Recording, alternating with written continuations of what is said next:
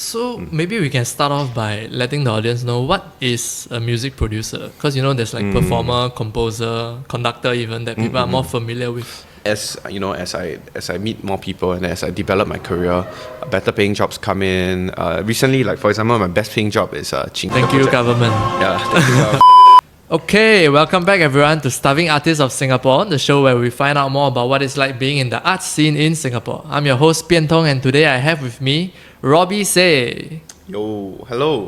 So can you give us a brief introduction of yourself? Hi. My name is Robbie. I'm a... Do I need to go closer? Yeah, I guess. Okay. My name is Robbie. I'm a producer / film music composer / school dropout. Oh, okay, we'll get more to that later. That's a nice opener there. I always introduce myself as school dropout because Steve Jobs, Bill Gates, all dropout, man. I was just Steve Jobs. Yeah. So, Steve Jobs. Yeah, did he drop out? I don't know. Yeah. Mark Zuckerberg. Mark Zuckerberg. Yes. See, then they all go on to do great things. So, I got the ambition. JK. But yeah, anyway, so I'm a music producer, mainly specializing in orchestral film music, music composition for visual media. Yeah. So I've been working for the past few years, maybe 2-3 years actually. So I'm actually not that experienced as well. I'm quite new to the scene. Yeah. So and recently, we'll get to that lah. I just dropped out of school, or about to drop out, depending on when the video is out lah. Oh, definitely after the episode. Yeah. He's going there to drop out in the afternoon. Hey. Okay, yeah. So that's what I do. So maybe we can start off by letting the audience know what is a music producer, because there's like performer, composer, conductor even that people are more familiar with. Okay, music producer, a lot of roles. How to explain? Okay. So, music production is basically producing music lah. So it involves many steps. It can come under composition, come under creating the actual track, and come under basically creating the track as a whole. So depends on how you want to look at it. For myself, I see myself more of a composer because I'm writing music. But the producer comes in where, for example, let's say an artist writes a song and they have maybe a demo where they sing and they play a simple guitar or keys.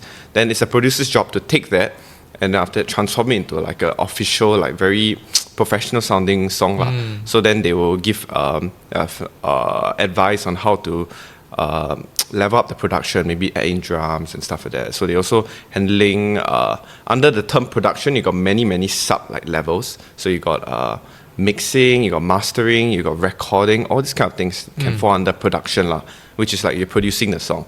So generally, if you say it, generally the producer doesn't have a lot of say in how the music is written.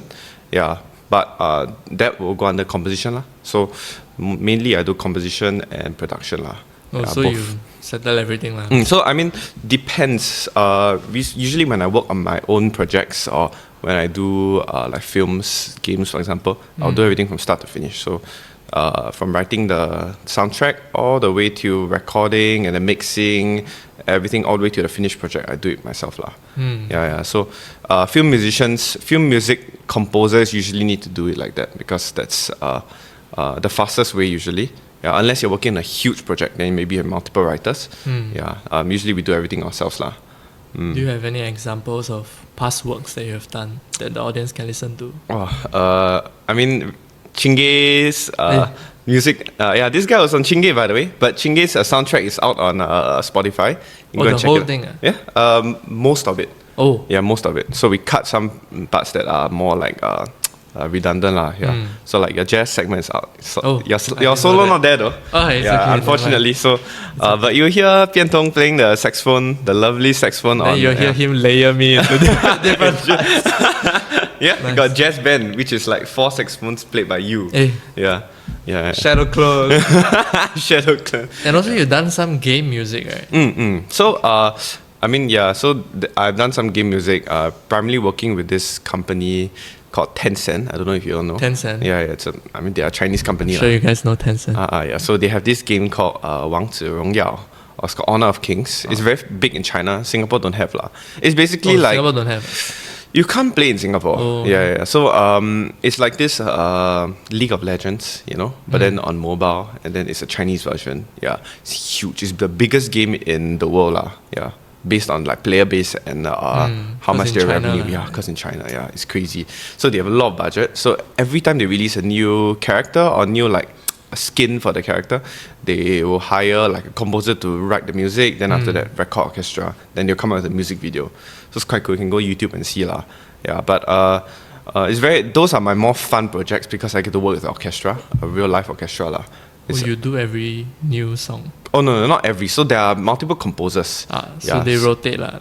So they rotate lah. Yeah. And then after that, you write demo for them. Then they will approve. And the timelines are usually very short. So it's like we have to finish writing a 3-minute piece in the span of maybe 2 weeks. Yeah. So you have to get from writing to recording the orchestra to preparing the score, everything, and then mixing, delivering the final thing to them in 2 weeks, 2-3 weeks lah. Yeah. So how do you get started in this, like your musical journey? When did it start? Wow, good question. I started, actually I have a background in like piano and violin. I mean, I mentioned just now, I played the piano, last time classical piano lah. Yeah, then I wanted to be a classical pianist actually at first. Yeah, then I realized I'm trash at piano, so I give up. Then after that, I wanted to be because I have decent hearing skills, so I wanted to be a pop pianist, like keyboardist lah. But then I also shit at that, so I give up. Then I discovered film music back in 2016, I think, when I was in Sec 4. And then I found out, like, because I like Star Wars. Then I realized, the music in Star Wars is very interesting, yeah. So then I started to do like, a bit of research and like go and find out. And I was like, wow, this is very interesting. Writing music for film, because up till that point, I mostly listen to classical music, music standalone. But then the concept of music accompanying a visual, especially like a movie, something that I really love, because I love watching movies, it was like, whoa, that's so cool. How does the music like follow the visual so closely lah? Yeah, so that would really like, when I heard about that and when I started researching about that, it sparked something in me, and then I was like, okay, I'm gonna be a film music composer. Yeah, and then from then I joined DMAT, Diploma in Music and Audio Technology, in Singapore Poly. It's no longer a course that exists. Yeah. Moment of silence. Yeah, moment of silence. Yeah, but then that's where I learned a lot of my production background, a lot of my recording skills and mixing. That's where I learned a lot of things. And then I went on to intern for this other film music composer called Ting Hao. Yeah, so that's where I actually spent a few years working for him as an assistant, interning for him. And then just maybe 2 years ago, I decided to branch out on my own. Yeah, and then from there, I just meet more people, and then I network, and then just do more projects, just keep working. So it seems like you decided to be a musician at a very young age, right? From pianist to pop pianist. Yeah. When was that? Or like what made you want to go into this field in Singapore that's, everyone tells you don't do it? To be honest, it started with my mom forcing me to play piano. So at first I hated music. Yeah. But then, I mean, as I grew older, I grew an appreciation for it. And then, honestly, I think it's my ADHD lah. So I honestly self-diagnosed myself. I think I have ADHD. I don't know if it's true or not. But basically, one of the symptoms of ADHD is that, you can lock in. Sometimes you're very like all over the place, you're very restless. But when you focus, when you have something you like, you can focus for hours. And I realized I could do that. And that reflected in like my piano playing when sometimes I sit down there, I look out at the time, 8 hours already, yeah, or like 8 hours, yeah, or like 6 hours, yeah. I'll just miss a meal. I'll just keep practicing, yeah. And then that also translated when I started learning film music, because a lot of the skills actually I learned myself. I learned from YouTube how to write for orchestra, go download the books. Then I will basically in poly, after school ended, maybe about 6 p.m. I reach home. I'll be just researching and doing my own studies till like 2-3 a.m. Yeah, just doing all that. Yeah, and that's how I excelled so quickly. During that period because my poly doesn't teach how to write for film music. So when I went on to do intern, my intern boss was like, "Wow, where you learn all these skills from? How you learn?" And I just study myself every day, Yeah. So I wasn't so worried about the music scene and earning money back then. It was just something I really loved doing. It's pure passion. It's just pure passion. I was like, wow, I really want to learn this. How do I do that? I really want to work with an orchestra, you know? Yeah, and that was what fueled me. And then, I mean, now as you get more matured and as I grow older, I need to start worrying about, okay, how am I going to turn this into a living, turn this into a source of income lah? Yeah, how do I make money from doing something which I like, which I'm very blessed that I can maybe start to like strike a balance and like I'm getting some income from writing music lah. Yeah. So from the start, it was always about a passion thing. Like even now, like even if the project doesn't pay well, if the project's fun, I'll do it because at the end of the day, it brings me joy, and that's the most important thing lah. Yeah. So speaking of income and stuff, right? Most of the musicians that we have interviewed so far on this show primarily rely on teaching, and most musicians in Singapore do rely on teaching for the most part of their income, like especially when they teach an instrument. Yep. Then can you enlighten us, for like a producer like yourself, where does money come from? Actually, I also taught a while. When I first started off, when I didn't have a lot of projects, I started teaching a bit, especially because the initial entry into the producer like market requires a lot of money. You need a lot of money to set up like you get your equipment, get like all your plugins and stuff like that. Your speakers cost a few thousands, you know. Yeah, if you want a decent setup. So I did teach piano for a while, but after that, when I started interning and then when I started like assisting composers when I first started, that's where a lot of my income came from lah. That was actually during NS when I was also doing like freelance composition during then. The money wasn't great at first, but it started trickling in, and then as you know, as I meet more people and as I develop my career, better paying jobs come in. Recently, like for example, my best paying job is Chingay. Yeah, Chingay is a pretty good paying job. It was so that's where I usually get my income from. Generally, a lot of well-paying projects are actually not from Singapore. Yeah, not from Singapore. Singapore music scene, wow, it got some noise. Yeah, just nice the timing. Yeah, but Singapore music scene sucks. You know? Yeah, no money lah. I'm sure you all. We're trying to make it better, but for now, it's still room for improvement. Correct. Yeah. So I mean, that's really where it is. A lot of projects I've done with Singaporean companies, filmmakers. The budget's not that great lah. Recently, I've been also working in collaboration with some artists. One of the bigger ones is this guy called Josh Makazo. You can go check him out on Spotify. Josh what? Josh Makazo. Yeah, Makazo. Yeah, very, very talented, very young guy. He's like 21 only this year. Yeah, and he's super talented. So I work with him on like producing tracks with him. So I've also been branching out more into like pop, like K-pop. Now that's the area I'm looking at. It's more to diversify as well. I cannot just be stuck doing one project for the rest of my life in case the income source dries up. Yeah, so it's all about diversifying because I cannot just write films. There won't be films produced every single day. I can't just keep writing for games, and so it's always just opening your eyes, being open-minded, and looking for anything that interests me, even if it doesn't pay well, as long as it's fun, and as long as I can survive by putting food on the table. That's all there is lah. Yeah. So mostly it's like based on projects lah. Now. Yeah, based on it's project basis. I've never had a job where I was paid regular salary at all for my entire. I mean, aside from when I worked like part time last time lah. Yeah, usually it's all per project basis. So some months, like for example, the first half of the year is trash for me because it's end of financial year. Yeah. So not a lot of projects. So right now, this is the period I'm traveling. I go New Zealand recently. Next week I'm going Korea, Japan. Yeah. Korea again. Yeah, again lah. Yeah. This time to like for work. Just meet some producers and meet some friends. Yeah. So, So usually the first half of the year is not very good, and later half of the year will pick up and then give me some reassurance lah. Because first half of the year I'm like panicking. Oh shit, I got projects or not? A bit, and because this is only like my third year. Yeah, so I still don't know because my path is very rocky lah. And maybe even in the next 5 years, I also don't know.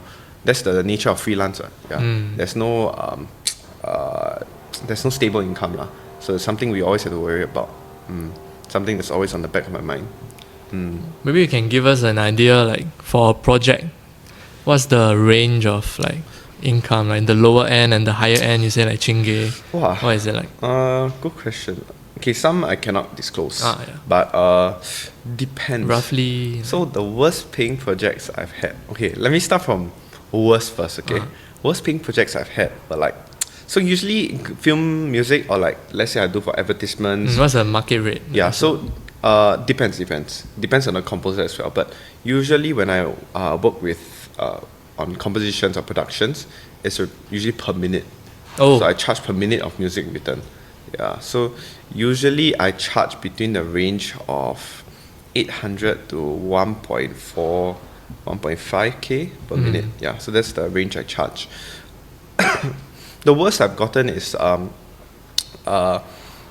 did this arrangement for some client. I'm not gonna disclose obviously, and they paid me way below my market rate. It was like they paid me 200 per minute. Yeah. Oh, obviously I took it because it was fun lah. Yeah. So it can go from that.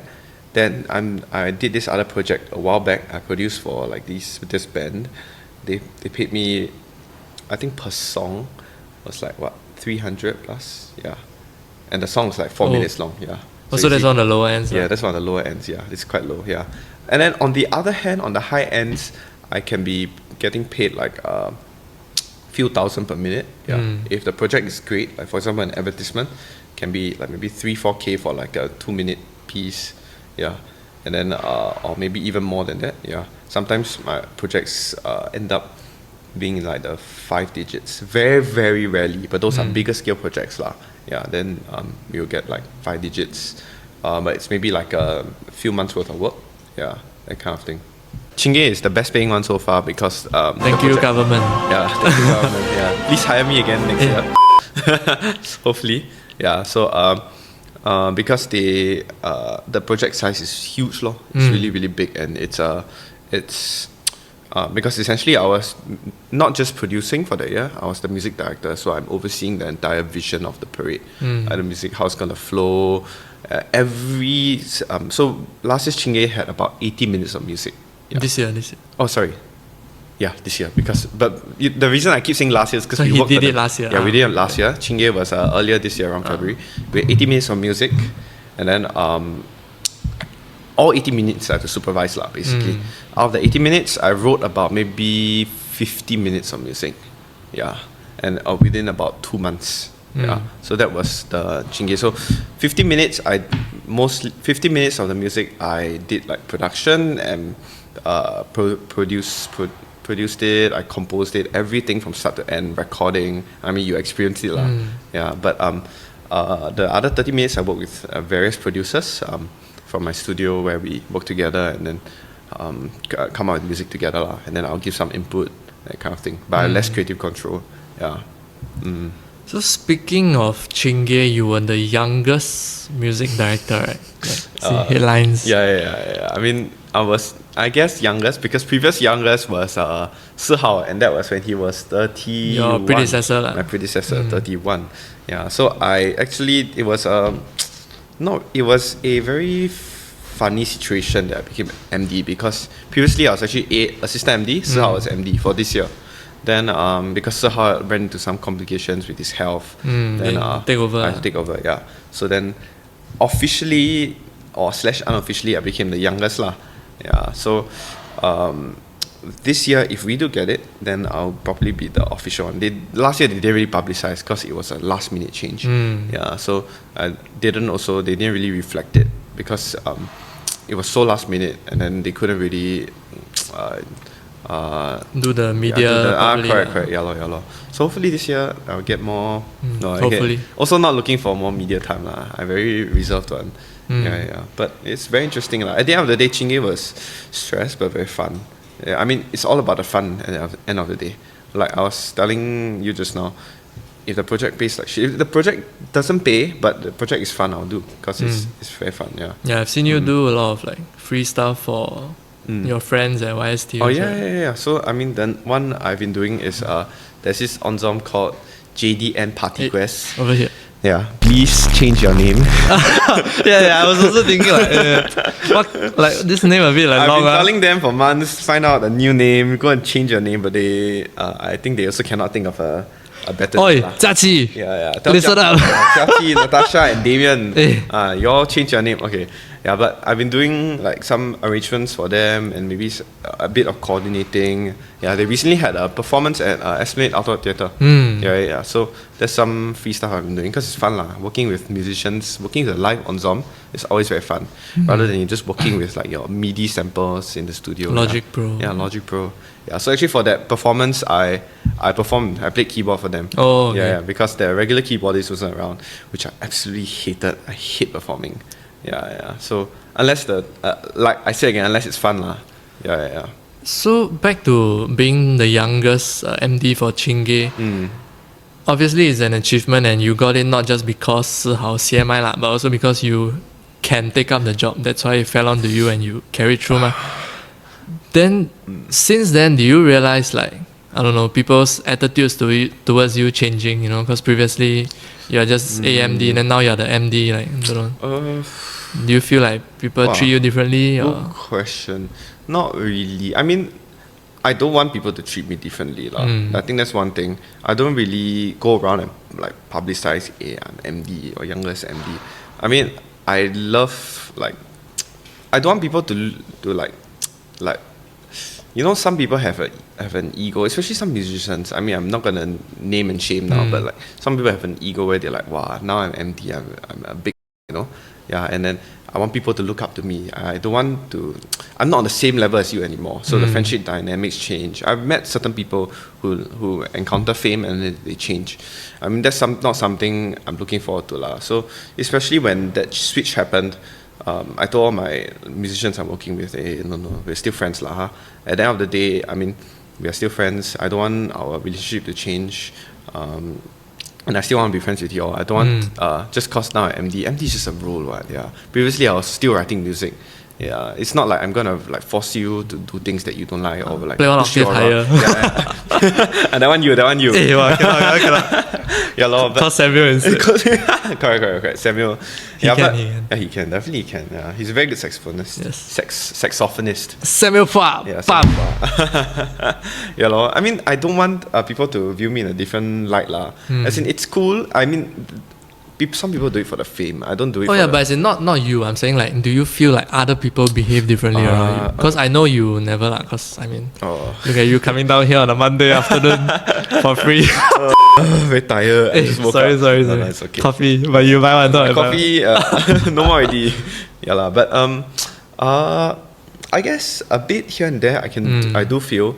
A lot of it is in jabs, like, wow, now you MD, you're too big for us already lah. Why you hang out with us? It's sometimes like that lah. But I'm like, come on lah, guys. But you know lah, it'd be like, hey, why you like that? Yeah, why you like that lah? I just want to chill with you all, you know.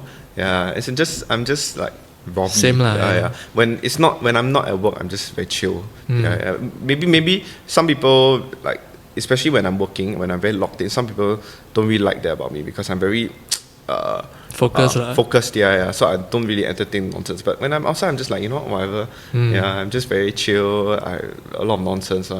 Yeah. So there are some changes, but I make sure that like that's why I don't really also publicize, because I don't want to like keep posting it, essentially bragging on social media. Yeah, I like to be more reserved. Then maybe once in a while, oh, this is my achievement. You know, I will show up and like, yeah, I'm happy. I hope you're happy for me as well. You know, yeah. It's never about it's never about your achievements, because at the end of the day, all these achievements can be gone. Yeah. At the end of the day, it's who you are. Because let's say you lose your job and then no one to hire you anymore. At the end of the day, you're still Robbie. I'm still Robbie. So that's, I think, the most important thing I focus on lah. Yeah, my interactions with everyone else, and making sure that there's mutual respect lah. Very well said. Maybe you're not like talented enough to join like a great orchestra with a regular pay. Maybe you're not talented enough to be a soloist. Then what do? You go back and teach her. Yeah. If YST constantly creates that space of stress, everyone is so under stress. Oh, YST? Yeah, YST. Like, how out of touch do you have to be that even your conservatory students dislike that? Anyway, release this after I drop out.